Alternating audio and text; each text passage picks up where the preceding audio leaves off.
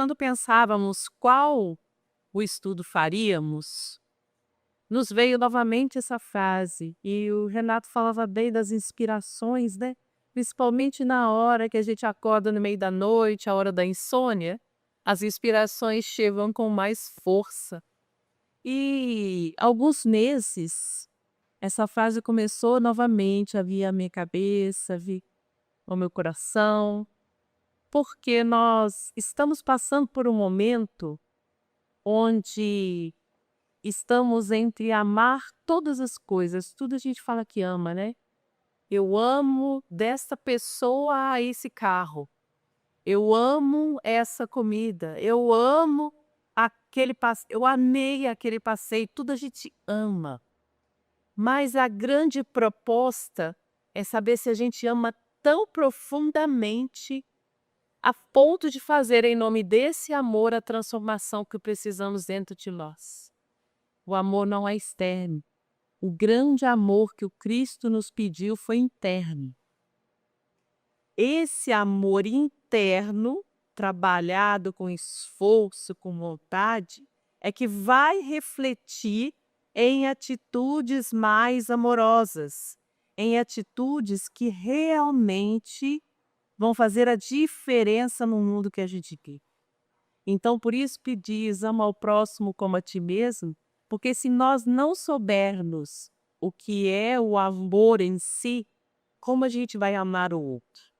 Então a gente começa a fazer uma transformação de amor dentro de nós, para que a gente possa fazer esse amor transformar o externo.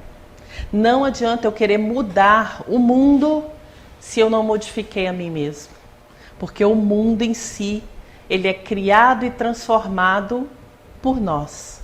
Ele foi criado primeiramente por Deus, formado por Jesus, mas deixou nas nossas mãos essa grande obra da transformação geral. Então nós temos responsabilidade. E esse tu me amas, a gente pensa assim, eu conheço essa passagem, todo mundo aqui conhece essa passagem, todo mundo lembra dessa frase pelo menos. Foi Jesus falando para Pedro, e aí a gente dá aquele alívio, né? Ai, graças a Deus, é Jesus falando para Pedro, não tem nada a ver com isso, porque a gente tende a fazer isso com o Evangelho.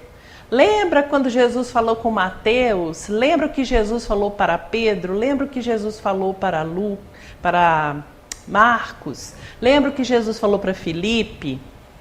E aí a gente coloca lá toda a responsabilidade, porque foi Judas que entregou Jesus. E aí a gente tem que fazer uma análise. Será que eu não tenho feito a mesma coisa com Jesus há 2000 anos? Porque Judas fez isso, sim, foi anotado por Mateus. Mas será que quando eu não faço a transformação, quando eu não faço o que Jesus me ensinou, quando eu digo, alguém me pergunta, você é espírita? Ah, mais ou menos, quem dera, quem sou eu? Eu não estou fazendo a mesma coisa? Porque a doutrina espírita se baseia nos ensinos de Jesus. Quando eu digo que não ou que mais ou menos, eu estou dizendo que os ensinos do Cristo estão chegando para mim mais ou menos. Ou seja, eu estou mais ou menos ligado ao Cristo. Quase a gente responde o mesmo que Pedro, né? Quando foi questionado, quando Jesus estava preso, você não é esse que anda com ele? Nem conheço. Então, quando a gente fala mais ou menos, é praticamente a gente respondendo, eu nem conheço esse homem. Não, não sou eu que ando com ele, não. Ou ando mais ou menos. Então, a gente começa a perceber que o Evangelho, ele foi anotado para cada um de nós. Então, essa frase, Jesus não disse a Pedro, ele disse a todos nós. E aí, ela tem que ecoar na nossa mente. Tu me amas? Ouvir essa frase e pensar, eu amo? Se eu amo, o que eu tenho feito? Se eu não amo, por que eu ainda não amo? Qual que é o convite de amor que eu não estou conseguindo aceitar? Qual é a dificuldade que eu tenho encontrado para amar? Ah, mas o mundo está perdido, como que eu vou amar essas pessoas que estão aí? Esses são os irmãos que foram colocados no nosso caminho para que a gente os ame a ponto de fazer o que Jesus vai pedir para Pedro. E aí a gente vai nessa passagem que está lá em João, no Evangelho de João, no último capítulo, ou seja, o último encontro de Jesus com aqueles apóstolos. E é conhecido como a pesca maravilhosa, né? Porque eles estavam no mar da Galileia. Tinha passado o Calvário, Jesus tinha sido crucificado. Alguns deles tinham saído da grande obra do Cristo porque perderam a esperança. Outros começaram a duvidar se ele realmente era o Messias. Então essa cena que a gente vê ali, a gente vê o mar da Galileia e aqueles homens praticamente entregues novamente às atividades que eles exerciam antes. Enquanto eles estavam com Cristo, eles não pararam de trabalhar. Não pensa que eles estavam com Jesus 24 horas e não pescavam mais. Eles pescavam, mas não mais com a intensidade de quando eles só trabalhavam na pescaria. Eles tinham os momentos de divulgação do Evangelho. E aí a grande questão, né? A divulgação do Evangelho tem muitas linguagens. Tem a fala, né? Divulgar o Evangelho por meio da fala, mas tem a atitude, a ação, o exemplo. Então, quando aqueles homens, passando pelas dores de ver o Cristo crucificado, de ter trazido em si algumas questões, por exemplo, Pedro, a negação, o outro ter abandonado no momento da cruz, o outro, que aí já não estava mais encarnado como Judas, mas ter entregue Jesus, e a gente sabe, a gente desencarna, mas a consciência não se perde. Então, mesmo desencarnado, Judas ainda estava nessa ambiência de culpa, de remorso. Então, todos eles estavam nesse momento, será mesmo que ele era o Messias? A gente vai ver isso numa passagem que está no Evangelho, aí também tem Mateus e também tem Marcos. Os caminheiros de Emaús. O que acontece? Dois homens estavam caminhando, voltando desse momento do Calvário e debatiam entre eles dizendo, será que ele era? Será que ele não era? Se ele era, por que ele não fez nada? Se ele não era, então por que ele fez isso com a gente? E a gente pensa assim, poxa, que pessoas mal informadas, né? Como puderam pensar isso do Cristo? Mas até hoje a gente não faz isso? Será mesmo que Jesus é tudo isso? Será mesmo que ele existiu? Será mesmo que esses ensinos são atuais? Ou isso foi para 2000 anos? Todo o tempo a dúvida nos vem. Por mais que a gente tente se manter no caminho correto, acreditando nos exemplos de Jesus, de vez em quando a dúvida nos acessa. Normalmente quando as dores estão maiores. Algumas pessoas, quando a dor aumenta, começa a prece, começa a falar com Deus. Mas é uma fala com Deus e com Jesus, mais numa forma de reclamação do que numa forma de entendimento. E aí a gente fala, Deus, por que comigo? Jesus, você não está me olhando, você é meu irmão, você tem que cuidar de mim. E aí a gente começa a reclamar com ele, ao invés de compreender por que estamos passando.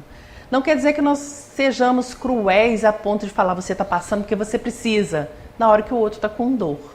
Não é essa a proposta da doutrina espírita. Não é aumentar a dor de ninguém, é consolar. Né? Então a gente sabe que está passando pelo que precisa, não precisa o outro vir e falar para a gente de novo. É um momento de consolo, é um momento de esclarecimento, sim, amoroso, de fraternidade. A gente viu isso em vários acontecimentos. Como a doutrina espírita deve se portar perante esses acontecimentos. Então aqueles homens estavam num momento de dor, no momento de dúvida, de incerteza. O que vai ser de nós agora? Jesus não está aqui. Com ele estava difícil.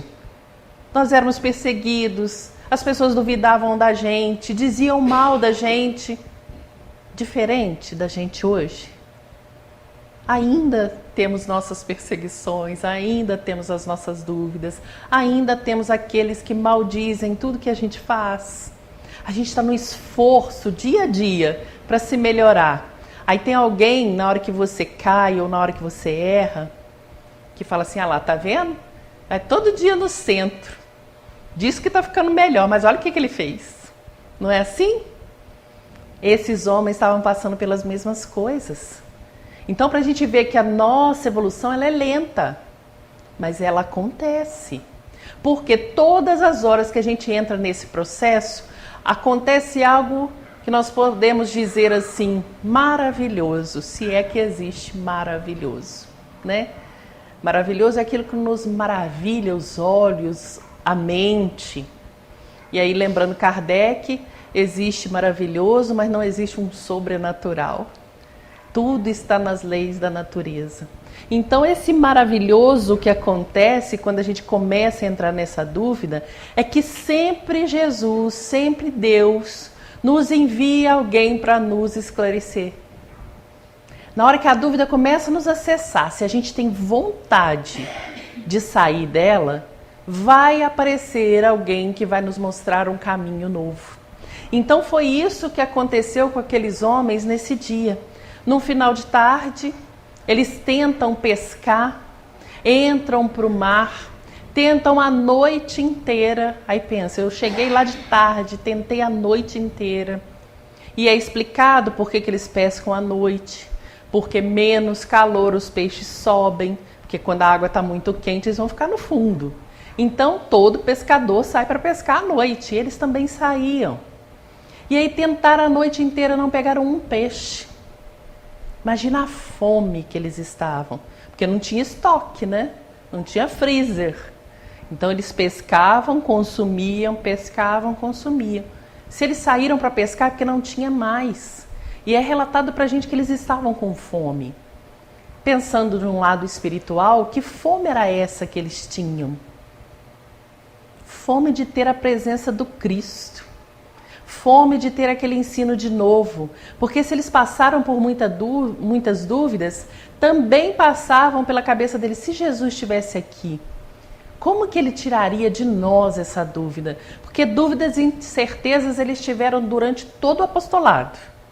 Você vê Pedro perguntando muita coisa, Filipe perguntando muita coisa, Tiago perguntando muita coisa. Então, dúvidas eles sempre tiveram, mas o Cristo estava ali do ladinho para responder. E quando o Cristo não está mais encarnado, nós temos que aumentar nossa capacidade espiritual. E eles ainda estavam trabalhando isso. Porque se hoje, 2000 anos depois, mais de 2000 anos, nós temos dificuldade de trabalhar nosso lado espiritual, imagina aquelas pessoas que tiveram com Cristo por 3 anos. Nós estamos há mais de 2000. Então, eles tinham dificuldade. Eles tiveram pouco tempo de amadurecimento daquelas ideias. Eu digo sempre que foi um intensivão, né? 3 anos para aprender. É como se eles fossem fazer um vestibular. 3 anos para aprender, agora é prova. Então, isso tudo vinha a incerteza. Será que eu consigo? Será que eu consigo? Será que eu estou pronto? A gente hoje, nos centros espíritas, quando convida alguém para trabalhar conosco, normalmente a primeira resposta é, eu não estou pronto. Eu não consigo, eu não sei. Então, ali estava acontecendo a mesma coisa. Será que eu estou pronto? 3 anos só? Eles sabiam que a diferença evolutiva deles para Jesus era muita. Será que eu vou conseguir fazer a obra que Jesus veio trazer? Jesus está lá, eu estou aqui, né? Quando a gente está num centro espírita, isso vem à nossa cabeça. Gente, os fundadores. Será que eu estou fazendo o que eles planejaram? Será que eu estou executando o que a espiritualidade me pede? Ou será que eu estou desconectada de tudo isso? Então, eles estavam nesse momento. E aí, depois de pescar e tentar matar essa fome, que mais do que física era espiritual, eles voltam dessa pescaria sem nada conseguir. E aí aparece um homem na praia pela manhãzinha e diz, tem algo de comer? vocês têm algo de comer? Eles imaginaram que era peixe. Aí a gente sabe, quem chega perto da gente, depois de passar uma noite inteira e pergunta, você tem algo de comer de manhã? Ele está pedindo algo para abastecer o seu coração. Quantos chegam perto de nós depois de passar por uma noite? Passar por trevas, por dores. E perguntam, você tem algo para me dar? E a gente acha que ele quer a cesta básica. E ele quer consolo, ele quer ensino. Ele quer encontrar em nós os trabalhadores do Cristo. Então Jesus chega e pergunta, tem algo para comer? Ele fala, a gente tentou pescar a noite inteira, não conseguimos nada. E aí Jesus fala, entra de novo lá, vai lá, joga a rede para a direita. Joga a rede para a direita. E tem um livro do Antigo Testamento, o livro traz um trecho que fala de bênçãos e maldição. É um texto muito conhecido do povo judaico. Todas as bênçãos para eles estão à direita. E todas as maldições estão à esquerda. Ou seja, qual lado você escolhe? Na verdade não tem direita nem esquerda. É qual lado você escolhe. O que você quer, você precisa escolher. Quem fica no meio não está nem aqui nem ali. Então qual lado você escolheu? E ali ele fala, joga para a direita. Ou seja, escolha o melhor lado. Vocês estavam pescando, mas do lado esquerdo. Ou seja, vocês estavam olhando para o lado errado. Vocês estavam mais tendenciados à dúvida, às dores, do que às bênçãos.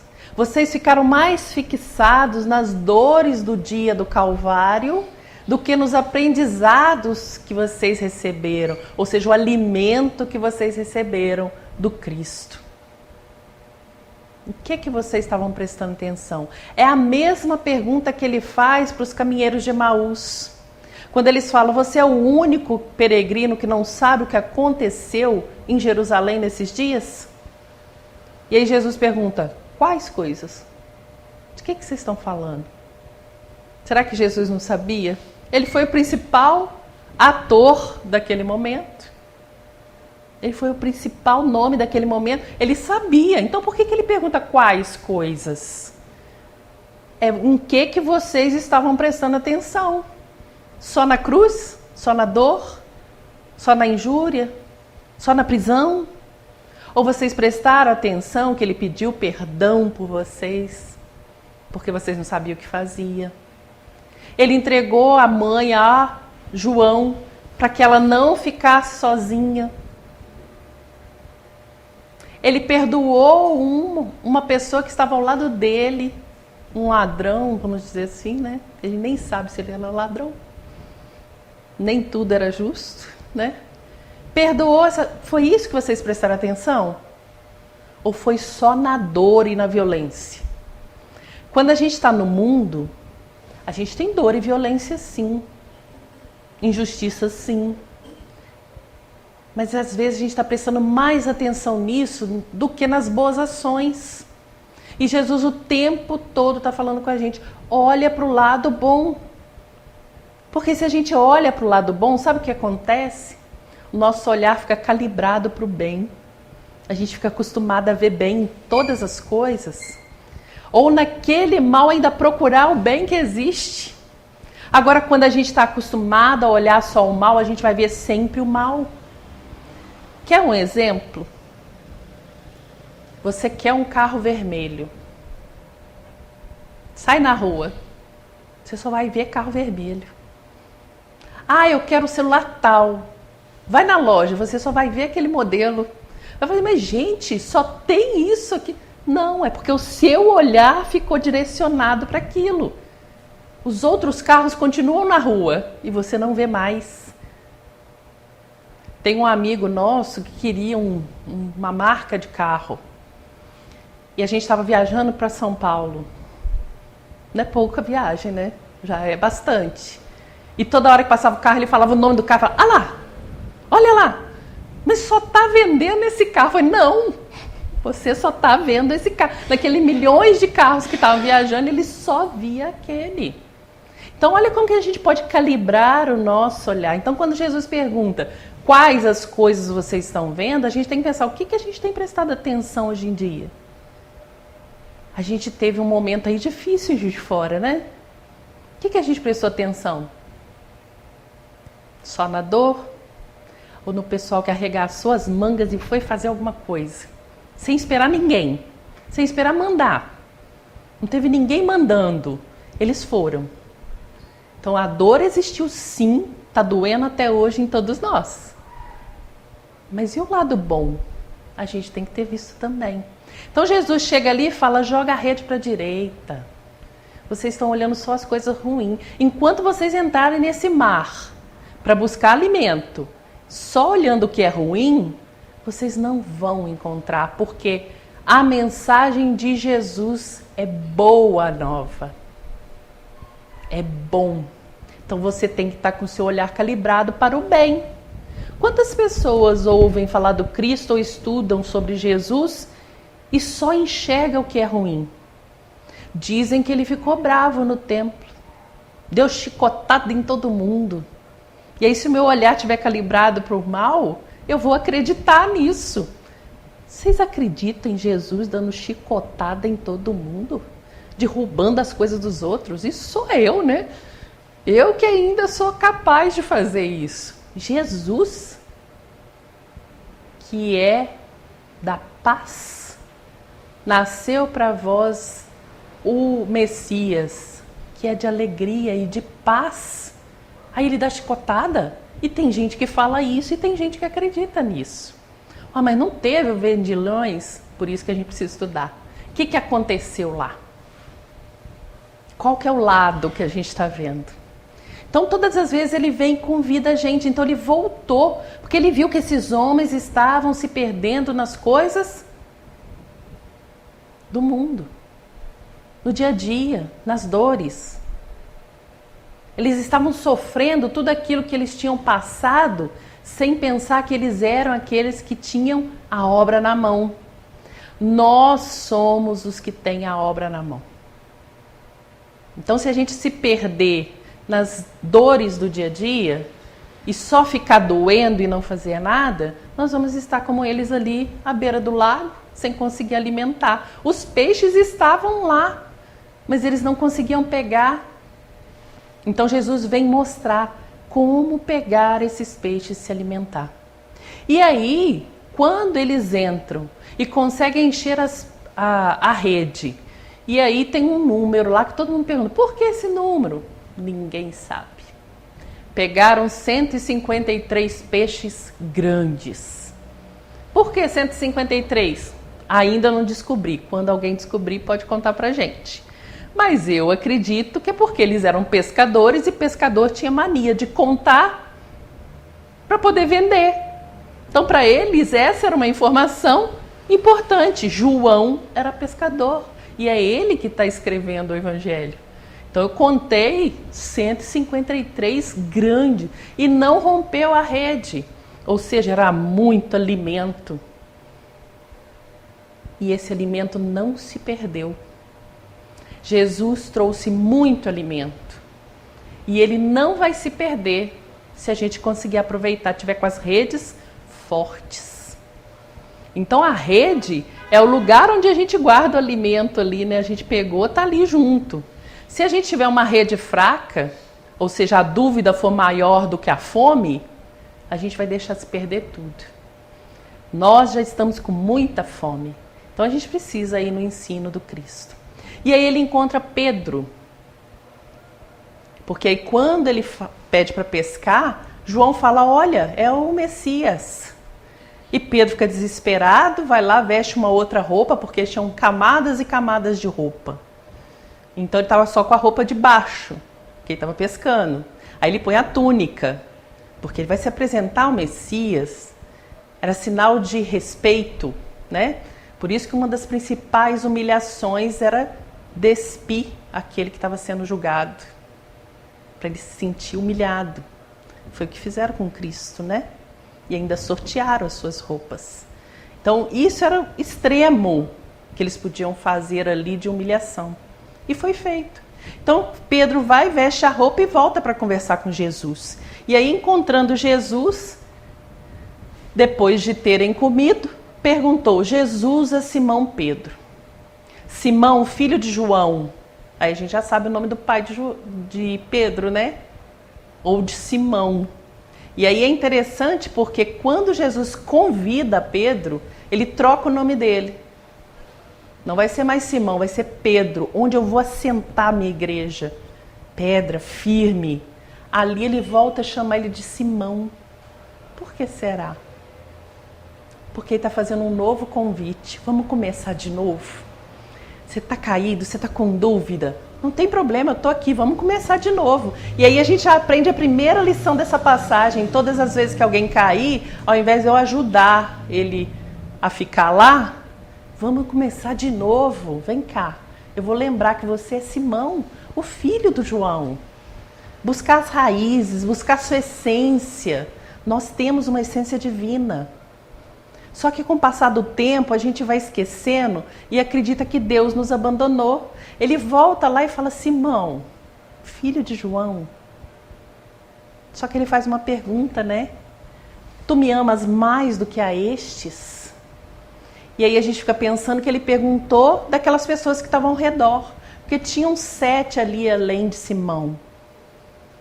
A gente imaginou isso muito tempo. Mas quando a gente começa a analisar essa passagem, quem são estes? Não são só aqueles outros homens. É mais do que essa profissão, mais do que esses peixes, mais do que esse mundo. Você me ama mais do que tem ao seu redor? Porque a gente ama o Cristo, mas depois da novela, né?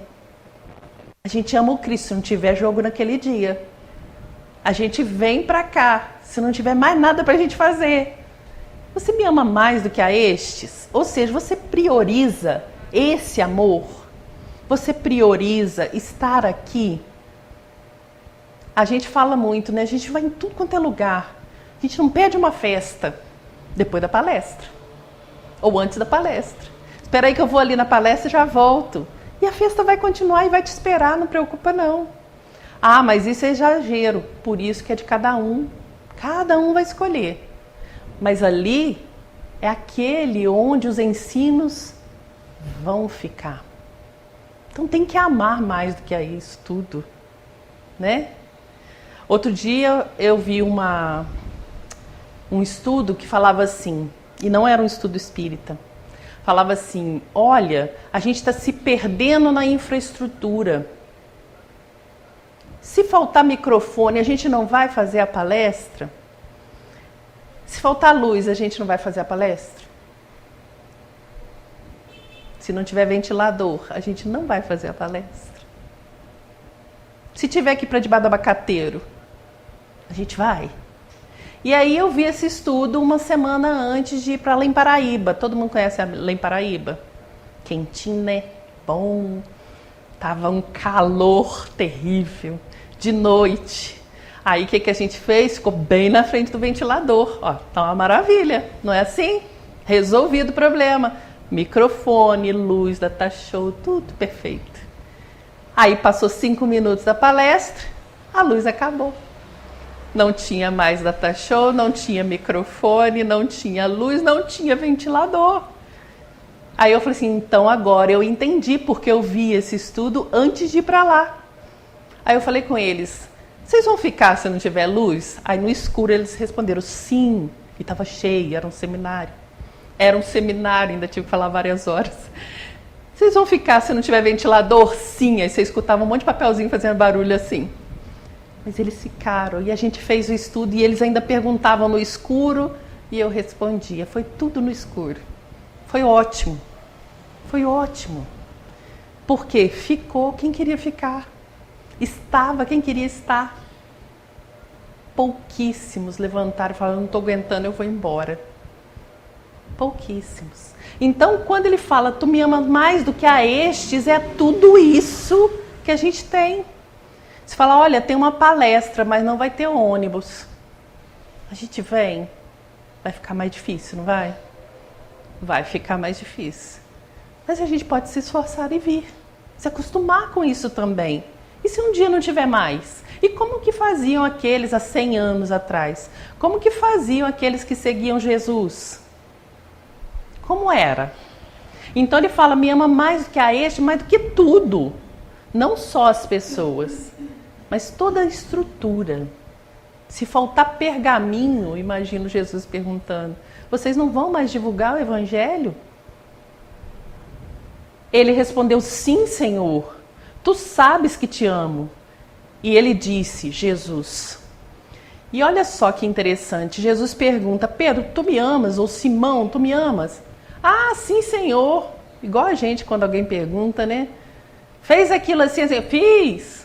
Nem olha para a pessoa, já responde para ela ir embora, pronto, acabou. Você vê que Pedro respondeu rapidinho.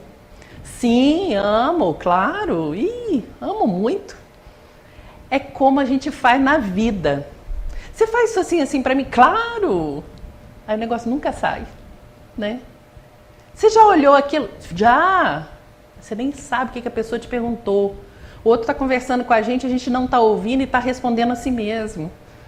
A vida tem ficado assim, a gente tem aceitado isso com normalidade. E aí o que a gente vai ver? As pessoas estão tendo necessidade de falar. O diálogo fraterno está lotado. Por quê? Não tem ninguém que escute.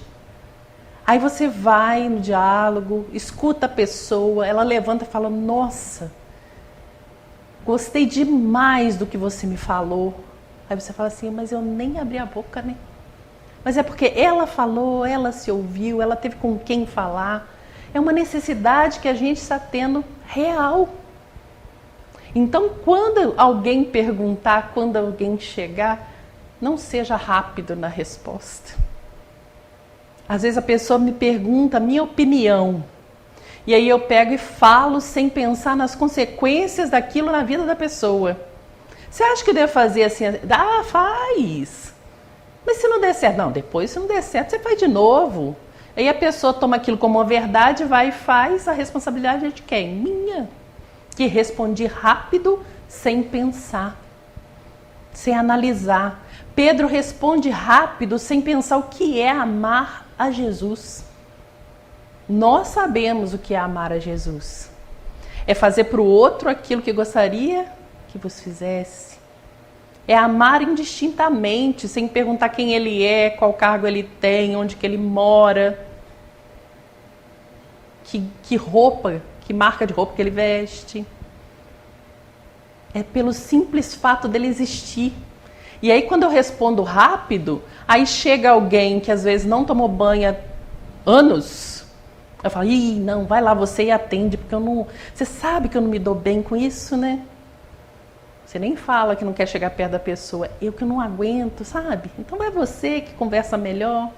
Jesus faria isso? Não. Então a gente está respondendo rápido demais, talvez.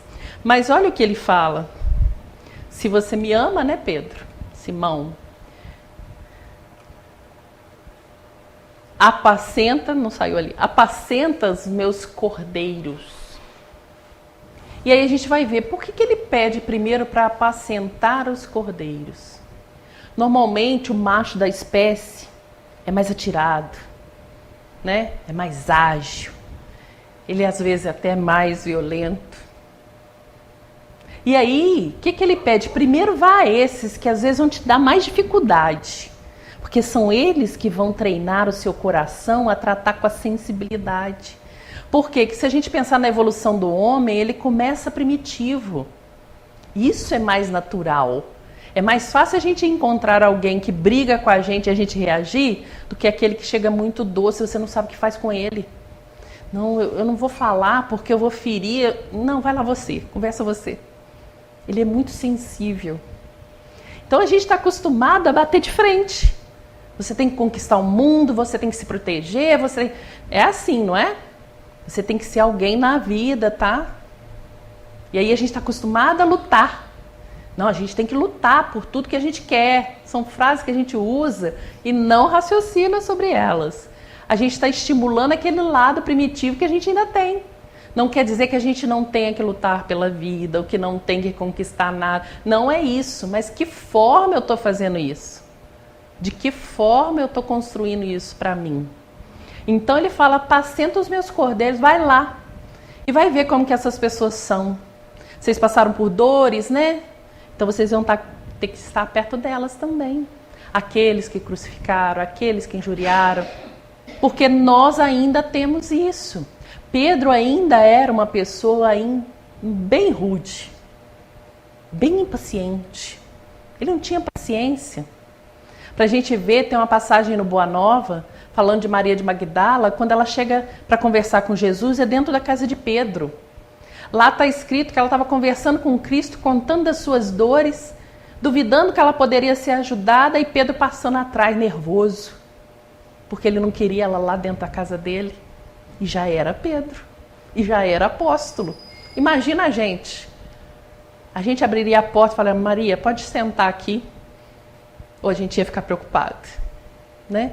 A gente ainda iria ficar preocupado, mas a gente já sabe que precisa trabalhar isso. Então ele fala, vai naqueles mais duros como você e vê se funciona. Vê se esse amor rápido assim vai funcionar com eles. Não vai precisar mais dedicação. Então ele faz essa proposta, vai lá, apacenta os meus cordeiros. Vê se assim adianta com eles. Você vai perceber que você precisa amar mais ainda. E é por isso que ele faz outra pergunta. Disse pela segunda vez, porque Pedro respondeu rápido, né? Simão, filho de João, tu me amas? Sim, Senhor, disse ele. Tu sabes que eu te amo. Já demorou um pouquinho mais, né? Aí eu imagino Jesus perguntando. Ele perguntou a primeira vez, Simão, tu me amas? Claro, amo. Você sabe que eu amo. Simão, tu me amas? Já mudou, não mudou? E aí Pedro também teve que responder mais lento. A gente vê que a resposta é maior. Senhor, sim, Senhor, disse ele, tu sabes que eu te amo. Ou seja, na primeira ele falou, ah, tá. Na segunda ele já olhou e falou, ué, não ouviu, né? Você sabe que eu te amo. É igual filho, né? Já fez assim, já? Você já fez o que eu te falei?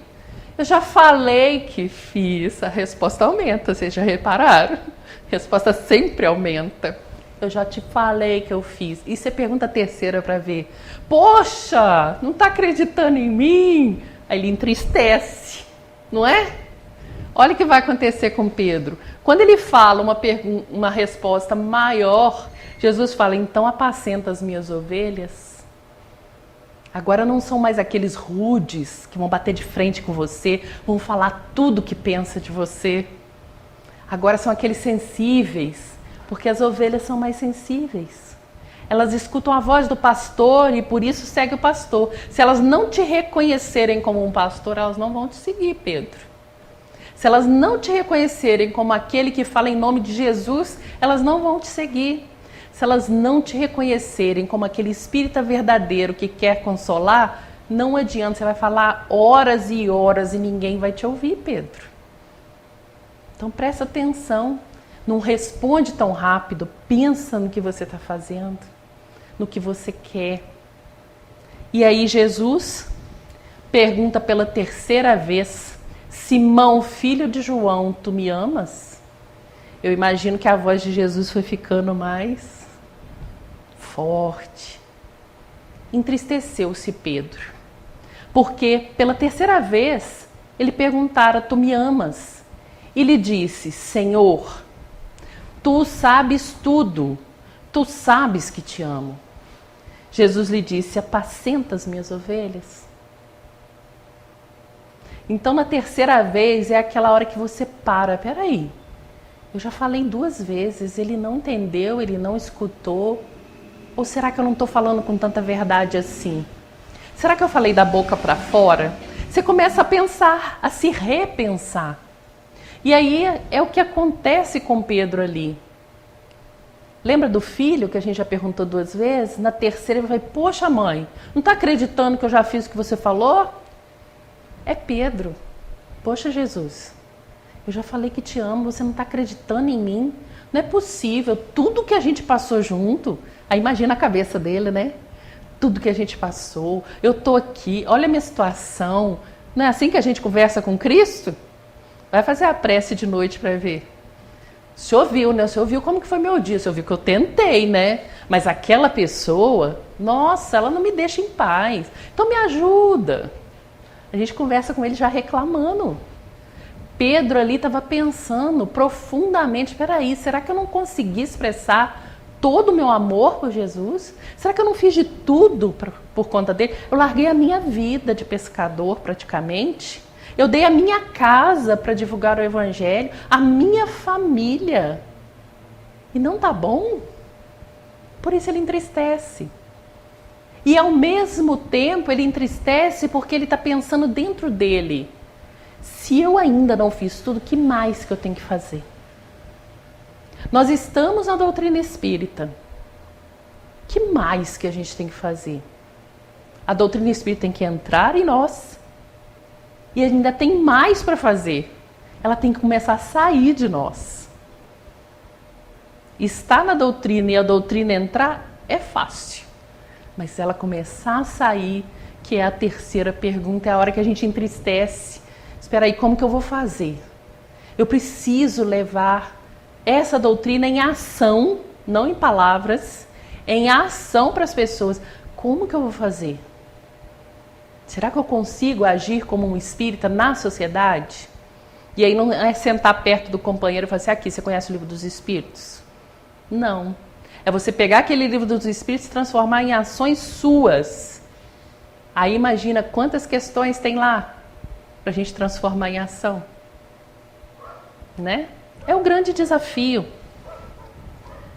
Me amas mais do que este? Qual o sinal mais característico da imperfeição? Porque quando ele amar mais do que tudo que existe, ele vai ser um ser perfeito. Enquanto ele tiver com interesse pessoal, ou seja, ele tinha parado para pescar. É a minha vida, a minha profissão, já que não deu certo aquilo com Jesus, eu vou voltar. Quantas vezes a gente está na doutrina espírita e a gente desiste quando a dificuldade começa a acontecer? A gente acha que vai vir para o centro espírita e a nossa vida vai mudar, tudo vai melhorar de hoje para amanhã. E não é assim. Nós vamos estar mais sensibilizados. Nós vamos começar a sensibilizar com as questões do outro. Muitas vezes a gente vai dizer, ih, minha vida está mais difícil do que antes. Mas não é porque piorou, é porque nós estamos mais sensíveis. A gente ouviu a terceira pergunta. A gente já olhou para dentro da gente, já viu, eu não posso mais ficar só absorvendo, eu preciso fazer. Então esse interesse pessoal, ele é testado o tempo todo e muitas vezes a gente não resiste. E também o apego às coisas materiais. Tá dando para ver ali, né? O apego às coisas materiais, ou seja, a profissão ali de Pedro, o pescar de Pedro representava ele estar no mundo. Ele estava pegando peixe material. Mas o alimento espiritual ele já tinha esquecido. Se alguém chegasse perto dele e pedisse um alimento espiritual, ele ia dar peixe. Jesus veio trazer de volta essa noção para ele. Sim, Senhor, tu sabes que eu te amo. Entristeceu-se Pedro porque pela terceira vez ele perguntara, tu me amas? E ali é de Paulo, uma carta de Paulo que fala, agora folgo não porque foste contristados, mas porque foste contristados para o arrependimento. Então quando Pedro se entristece, Jesus não fica feliz porque ele está triste. Ninguém fica feliz quando o nosso amigo fica triste. O pai não quer ver nenhum dos seus filhos tristes. Ah, porque foi Deus que mandou essa dor. Deus não mandou dor nenhuma. Foi a gente que construiu essa dor. Mas a gente tem que ficar feliz quando a gente começa a perceber que somos nós que estamos construindo todas as dores. Por quê? É para o arrependimento. Não vou mais fazer isso, porque isso me causa dor, me traz tristeza e eu não quero ficar assim. Então Paulo fala, a tristeza segundo Deus opera arrependimento. Quando Pedro ficou triste ali, era esse arrependimento. Poxa, estou largando tudo que eu aprendi, eu estou voltando para a vida comum, eu já sei mais do que só pegar peixe. Lembra que eu falei que lá no início ele tinha feito um convite? Vem ser pescador de homens. Agora o convite mudou. Apacenta, alimenta as minhas ovelhas. As minhas não são suas, são minhas. Mas você vai fazer esse trabalho comigo. E não é por mim, é comigo. Então a tristeza segundo Deus opera arrependimento. A tristeza segundo o mundo opera a morte. E aí não é a morte física. É o espírito que paralisa. O que eles estavam fazendo no Mar da Galileia? O objetivo não era divulgar o evangelho? Quando Jesus falou, é sobre você que vai assentar a igreja, você vai divulgar o evangelho, ele não estava divulgando o evangelho. Ele estava parado. É como se o espírito tivesse paralisado. Então essa morte que ele fala ali, é esse espírito que resolve paralisar. Não faz aquilo que foi acordado com o Pai no seu planejamento reencarnatório. Porque quando a gente encarna, todos nós temos um planejamento. Eu vou para a Terra, vou constituir a minha família, seja ela qual for, quantidade de pessoas que for, do formato que for, da configuração que for. Eu vou para lá, vou ser um cidadão de bem, vou ser justo, vou fazer pelo outro. A gente organiza tudo isso, né? A gente coloca tudo lá, né? Aí chega aqui, o que a gente faz? Paralisa. Aí começa a ficar triste. Aí começa a ficar com dor. Lá no livro dos Espíritos está escrito que a lei divina é a lei natural, é a lei de Deus. E o homem só é infeliz, ou seja, triste, quando dela se afasta. Quando a gente não está cumprindo aquilo que a gente veio para fazer. A gente está se afastando da lei de Deus. E por isso a gente está ficando com a tristeza do mundo. Então, ser triste, segundo Deus, é fazer uma análise de si mesmo. Você lembra de Santo Agostinho, 919A? Faz uma análise toda noite. Aí você vai descobrir aquilo que não está tão bom assim. Aí é essa a tristeza que leva ao arrependimento, que no outro dia a gente levanta e fala, hoje eu vou ser mais paciente. Aí a gente tenta, até meio-dia funciona, né? Aí depois o negócio começa a ficar difícil. Aí de noite você faz outra avaliação. Aí fala, não, amanhã você é mais paciente. Aí às vezes a gente chega até 1 hora. Olha como vai aumentando, olha que beleza. Então a gente tem que ir tentando, não é? Senhor, tu sabes tudo. Tu sabes que te amo. E olha o que está escrito lá no próprio Evangelho de João. E não necessitava de alguém testificasse do homem, porque ele bem sabia tudo o que havia no homem. É João falando de Jesus, quando Jesus começa a olhar a multidão, e aí ele fala, ele não precisava ninguém contar quem eram as pessoas, ele sabia tudo. Então por isso que Pedro responde, Senhor, tu sabe tudo, tu sabe que eu te amo. E realmente Jesus sabia, Jesus não estava querendo ali deixar Pedro triste, ele queria que Pedro fortalecesse esse amor. E aí a gente vai encontrar no livro da Joana, Amor, Imbatível Amor. É um livro lindo, uma linguagem bem mais fácil do que os outros, lá no final vai ficando muito psicológico, né? Ela fala de amor no primeiro capítulo. E lá fala assim que o nosso amor, ele tem 3 fases. O amor de todo mundo tem 3 fases. A primeira fase é infantil, onde a gente é o centro do mundo, onde tudo tem que ser pra gente, quem me ama tem que fazer tudo que eu quero. E nós temos essa fase, né? A gente é o centro do mundo e todo mundo está à minha disposição. Já é princípio de amor, mas é um amor meio egoísta. Por isso que a gente fala, a fase da criança, ela tem o ego inflado, porque ela faz a gracinha, a família ri. Não é assim? Toda a família movimenta a vida por conta dela. Já viu quando a gente vai sair com criança pequena? A gente arruma tudo, não sei o que. Na hora que sai, o tempo mudou, aí volta. Por quê? Para a criança não ficar doente. A gente sairia na chuva, mas ela não pode. E é assim, é necessário que seja assim, para despertar em nós essa vontade de cuidar do outro. Então tem esse papel também a infância. Então ela fala que quando a gente está nessa fase É esse amor que responde rápido. Tu me amas? Ah, amo. Amo. Porque você está tomando conta de mim, porque eu sou o centro das atenções, porque eu estou aqui, você voltou. Olha o que Jesus fez. Já tinha desencarnado, voltou para conversar com Pedro. Ah, ele me ama, então eu amo ele também. Agora, se ele não tivesse voltado, é essa etapa. Só que depois vem um amor mais amadurecido, mas ainda inconstante. Ela fala que é um amor juvenil, onde um dia eu amo muito, no outro eu já não amo tanto. E a gente vai ver que Pedro passou por isso também. Quando ele nega Jesus, é justamente esse amor juvenil. Olha como que Jesus veio trabalhando amor com Pedro, né? Era aquele amor que na véspera cortou a orelha do soldado. Aquele amor que na véspera falou, olha, se chegar perto do Senhor, eu vou junto. Vão te prender. Eu é que vou ser crucificado. É esse o amor que estava ontem. No dia que ele foi preso, nem conheço esse homem. Já viu quando o filho traz um amigo em casa? Aí passa uma semana e você fala assim, mas cadê aquele seu amigo? Que amigo? A gente nem é amigo. Mas não era amigo a semana passada. Não, mas a gente nem... Eu já descobri que eu não gosto dele, ele já descobriu que eu não gosto de mim. É esse amor juvenil, porque na outra semana eles já são super amigos de novo. Né? Pedro estava nessa indecisão. Queria um grupo. Queria estar junto da obra, mas a inconstância ainda existia. A fase juvenil é inconstante. O nosso amor também passa por isso.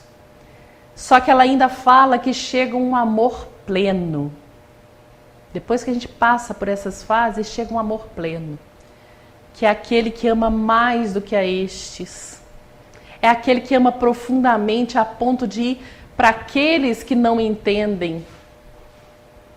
De ir estar com aqueles que vão nos entregar. É o amor do Cristo. Por que Jesus veio para a Terra? Pelo simples fato de nos amar.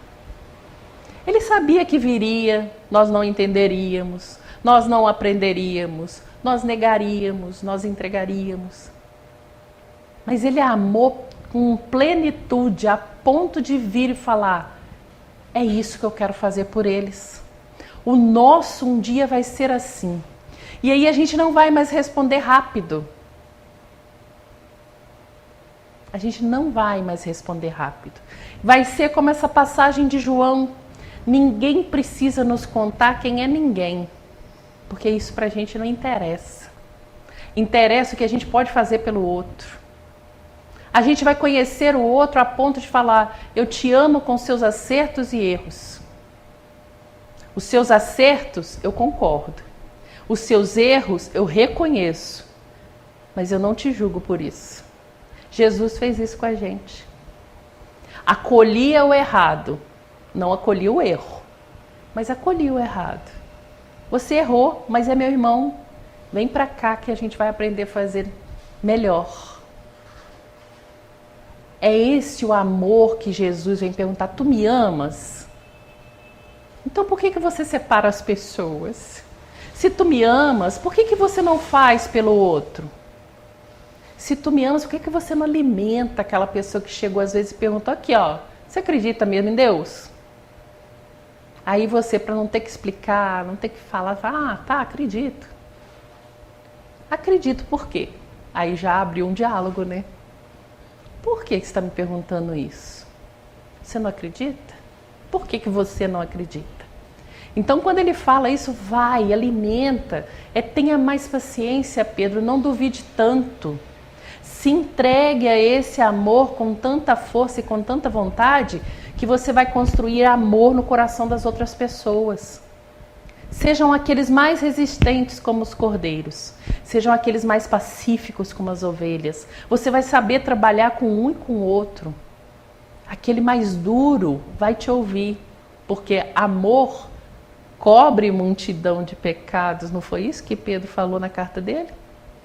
Amor cobre multidão de pecados. E sensibilidade chega aos corações. Então vai lá, Pedro, aprende a fazer isso, porque você vai precisar. E aí a gente vê que só para a gente terminar. Pedro escreve na carta dele assim: apacentai o rebanho de Deus que está entre vós, tendo cuidado dele, não por força, mas voluntariamente, nem por torpe ganância, mas de ânimo pronto, nem como senhores sobre as heranças de Deus, mas como exemplo para o rebanho. Esse é aquele que negou. A gente já não está negando mais Jesus. A gente já está um passinho à frente do que ele. Naquela época, porque hoje ele já, né? Naquela época. Então que a gente possa fazer isso. Não porque o outro está vendo. Não porque alguém achou bonito. Não porque a gente quer o reino dos céus. Mas como exemplo para o rebanho.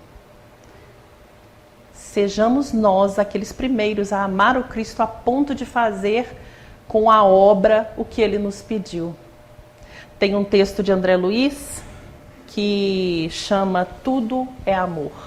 Está lá no Apostilas da Vida, capítulo 40. E lá ele vem falando várias questões do amor.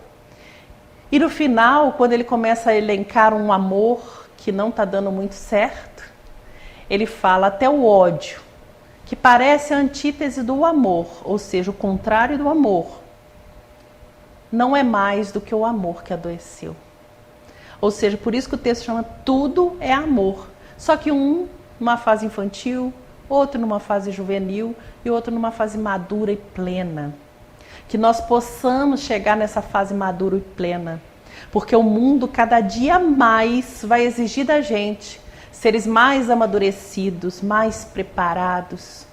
Porque para a gente chegar aí na regeneração, não vai ser com tranquilidade.